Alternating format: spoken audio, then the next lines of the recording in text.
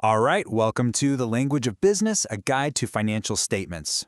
This explainer is brought to you by EasyPathUni. Today we're going to decode the three core reports that really show you what's going on under the hood of a company. We'll break down what they are, how they work, and, the big question, why you should even care. So let's dive right in. So let's kick things off with a classic mystery, one that honestly stumps a lot of people, even savvy entrepreneurs. Picture this. There's a business, maybe a cafe or a shop, and it's always packed. You see cash flowing, people are buying stuff, it looks like a huge success. And then bam, one day, it's just gone, bankrupt. How on earth does that happen? Well, the answer is kind of simple, but also really profound. It all comes down to this. Profit isn't the same thing as cash. Not at all. And that cash you see flying around, that's just one tiny piece of the puzzle. The real story, the full picture, is told in a special language, and that's what we're here to learn. Okay, so think about it like this. Imagine a business is a person. You wouldn't just check their pulse and say, yep, they're healthy, right? No way. You need a full checkup. You need to look at their vital signs. And in the world of business, those vital signs, well, that's what accountants call the financial statements. And there are three main ones, the big three, if you will. You've got the profit and loss statement, the balance sheet, and the cash flow statement. Now, the key thing here is that they aren't just separate documents. They're designed to work together, almost like a team of specialists, to give you that complete health check of a company's financial situation. So first up, we have the profit and loss statement, which you'll often hear called the P&L. Think of this as the company's report card over a certain period, like a month or a quarter or a whole year. It's super straightforward. It lines up all the money that came in, the revenue, against all the money that went out, the expenses, to answer one big question: did we actually make any money? It's kind of like the business's metabolism. Okay, next is the balance sheet. And if the P&L is like a video showing performance over time, the balance sheet is more like a photograph. It's a snapshot of the company's financial health on one specific day. It's all built around this really powerful little equation. Everything the company owns, its assets, minus everything it owes, its liabilities, leaves you with its net worth, or what we call equity. This thing tells you about its core strength. And finally, there's the cash flow statement. This one is all about the lifeblood of the business, the actual physical cash. It tracks every dollar coming in and every dollar going out. And listen, this is so important. A company can look super profitable on its P&L, but be bleeding cash. That is a huge red flag. In fact, that's exactly how that busy little shop we talked about went under. This statement, it tells you the unvarnished truth about a company's cash situation. So, how are these reports actually put together? Well, they're just tracking all the things a business does. But here's where it gets a little tricky. And it's precisely where our busy but bankrupt store ran into problems. The timing. See, the moment cash leaves the bank account often doesn't match up with the moment the business actually uses or benefits from what it bought. Let me give you a super common example that'll make this crystal clear. Imagine your company pays for a big ad campaign. Let's say you pay for 10 ads, all of them up front. The money's gone from your account. But have you actually gotten the benefit of all 10 of those ads yet?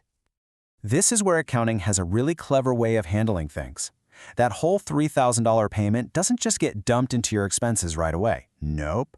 First, it sits on your balance sheet as something called a prepaid expense. It's actually considered an asset.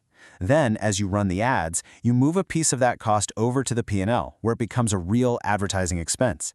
And those last 3 ads you haven't used yet, that $900 stays on your books as an asset. Pretty neat, right? Now, this whole idea of matching the cost to the period where you get the benefit, it isn't just for small stuff like ads. It is absolutely crucial when you're talking about the big stuff, the major purchases a business makes that are meant to last for years. And that's where a concept called depreciation comes into play. I mean, think about a delivery van. It's super valuable, for sure, but it's not going to last forever, right? It gets old, racks up miles, gets a few dings. Depreciation is just the official accounting way of recognizing that slow, steady loss in value. It lets us spread the cost of that van out over its useful life as a real business expense. Okay, let's stick with that van. Let's say the business buys it for $20,000. The cash is gone, right? Paid for. But does that mean they have a $20,000 expense in year one? No way, not even close. Instead, what happens is this. Let's say the van is expected to last for about 10 years. The business will record just $2,000 of that cost as an expense each year for 10 years. This whole process, this is depreciation, and it gives a way more accurate picture of how the business is actually doing. Okay, now this is the cool part. This is where you see how everything fits together. Because a concept like depreciation, it doesn't just show up on one report. It actually appears on 2 of our financial vital signs, and it tells a slightly different part of the story on each one. First, let's look at the profit and loss statement. See that? The $2,000 depreciation is listed right there under expenses. Now get this, no actual cash left the bank for this expense this year. It's a non-cash expense. But it's totally legitimate, and it correctly reduces the company's taxable profit for the year down to $700. So that's one side of the coin. On the P&L, depreciation is an annual expense. But what about the van itself? What's its value on the company's books now? For that part of the story, we got to flip over to the balance sheet. You'll see the van is still listed at its original $20,000 cost. But right underneath, we subtract something called accumulated depreciation.